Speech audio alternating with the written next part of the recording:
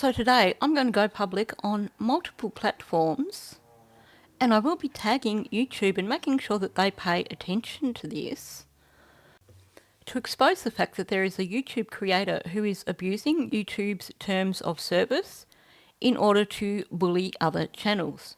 My channel is not the only channel that has been bullied by this creator. There is another channel which, now I don't normally endorse channels, but I'm going to name this channel. It is called Grime Watch, and this channel was reporting on some of the dishonest things that this individual was doing, was reporting on some of the lies that this individual was making. This individual attacked that channel, making privacy claims against videos that they had uploaded, even though their videos were covered under fair use. I'll be upfront here. I recommended to that channel, how about if you still got those videos that she's pulled down, how about if you upload them on Rumble? They've done that. You can find Grime Watch on Rumble. The same time that this individual was attacking that other channel, she also attacked my channel. She had 2 of my YouTube shorts pulled down because I had called her out for some rather discriminatory comments on her channel. It was fair use. Those YouTube shorts were transformative, they were educational, they were used for commentary. I let that go. I just put them up on TikTok so that people who wanted to see them could do so. This was by no means the beginning of the bullying from this YouTube creator. I have put posts up on my community page where people can see other things that this person has done. I'm not going to go into it all today because we'd be here forever. The other day, I heard mentioned that this YouTube creator was making allegations against Grizzly True Crime, saying that she was essentially too gutless to cover Maddie Soto's case in the beginning. Saying that despite public belief that Grizzly was the first person covering Maddie's case, that in fact this individual herself was the first person to cover Maddie's case, having been personally asked to do so. And of course, she then claimed that every other creator was too scared to cover Maddie's case because of the allegations that were made against Stefan Stearns, and that people only started covering it because she did. In my video, False Claims about Grizzly True Crime, which you can find on Rumble still, I proved that in fact Grizzly True Crime was the first person covering the case. Because Grizzly doesn't shy away from covering a case, just because it might be a little bit confrontational. And given that Grizzly actually only started covering the case on the 29th of February, at that point in time, there was very little known about the case. At that point in time, we weren't even sure if Maddie was deceased or just missing, despite what this individual claims in terms of that one of the reasons that Grizzly wouldn't cover it was because of the murder claims, because apparently this person knows how to spell. In my original video, I used a clip that was less than a minute long that had the voice of this individual making her claim against Grizzly True Crime and against other true crime creators. I zoomed out to make sure that I didn't show her face on the video, because apparently she's a little bit touchy about her appearance and doesn't want people to look at her. Strangely enough, when you go across to her channel, that's the first thing you see on every one of her videos, her mug taking up half the screen. The other half of the screen is usually taken up by images and videos of other content creators, specifically used to drag in an audience, giving the impression that that creator is actually on her channel.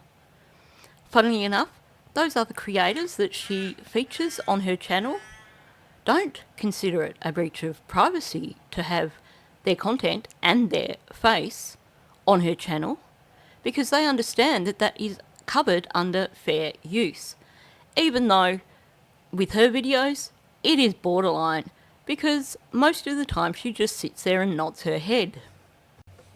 So in my first video, I demonstrated that actually Grizzly True Crime was the first person covering Maddie Soto's case. She began covering it a week before this individual who claims to have been first. The other creators that she made these allegations against, saying that they were too scared to cover Maddie's case until she did, proved that they also were covering Maddie's case long before her. Each person that I showed, Plunder True Crime, Strategic Eyes, Grey Hughes, myself, which is just the tip of the iceberg, we all started covering Maddie's case on the 1st of March, still before Maddie was found. This individual, you can go on her channel, you can see for yourself. She only started covering Maddie's case on the 6th of March. Clearly, that was about the time when the case started getting huge traction and she decided to jump on board.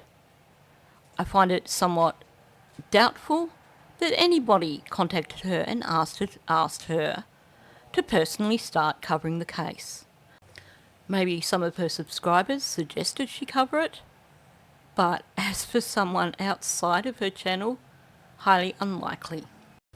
So having made this video, which is well and truly covered under the Fair Use Act from 1976, I got an email from YouTube telling me that there'd been a privacy claim made against my video and that I needed to blur out any images that might be a privacy concern or remove anything within the video that could be a privacy concern. Well, I didn't do that because there was nothing in that video that was a privacy concern. As I said, it was all covered under the Fair Use Act. I had faith that even though the timestamps provided to YouTube were pretty much for the entire video, that YouTube would actually have a real human being look at the video and see that there was no privacy claim within that video. Seems that they allowed their bots to do their checking for them, and my video was removed, being cited as a privacy issue. No doubt the creator thought that I would just lie down and submit to her bullying, and that would be the end of it. But I was angry. I'm sick of being bullied by this individual. I'm sick of seeing her abuse YouTube's terms of service for her own purposes. It seems that when she lies or puts out discriminatory information and gets called out on it, she doesn't like that. And instead of actually dealing with it like an adult, like a respectable human being, instead she has to abuse YouTube's terms of service and deal with it in a way that is entirely unethical and shows precisely the kind of person that she actually is. So I decided to stand up for myself. I decided to stand up for my right to stand up for other channels, which is exactly what I was doing in the original video. So I made a new video, which I entitled Dirty Deeds. I did not name that individual once in that video. I was extremely careful. I made sure that I did not use anything from her channel. I did not use her face. I did not use her voice. I did not once mention her name. I did show a selection of blurry screenshots from her channel where I'd blurred out her face and didn't show any identifying features, just to make the point that, ironically, the thing that she was claiming as privacy is the thing that she does in every single thing of her own videos. That is, showing someone's face playing their video. And yet she does it to the point where it is verging on being a breach of copyright. So this morning when I got up, I was sitting down to have my breakfast, reading my emails, and I got this email from the YouTube support team telling me that they'd received a privacy concern about my content. And they gave me the link for my content and told me that the violation is being reported as between 3:29 and 6:32. I clicked on the link and of course it took me to that Dirty Deeds video. The one where I hadn't named anyone, I hadn't shown their image, I hadn't used any of their videos, I hadn't used any of their audio. The only images I'd used, I'd blurred out. So I thought, well, what is contained in this block of time, 3 minutes 29 to 6 minutes 32, that could be considered a breach of their privacy?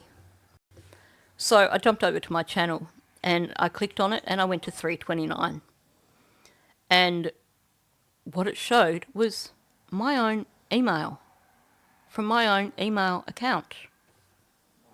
And now I'm going to skip across to my InShot page because it's just as easy for me to find those timestamps, or it's easier for me to find those timestamps in InShot to see what is contained therein. So first of all, it was my email from my email account, not naming anybody. So this is my own privacy here that I'm putting out in the public. My private email account,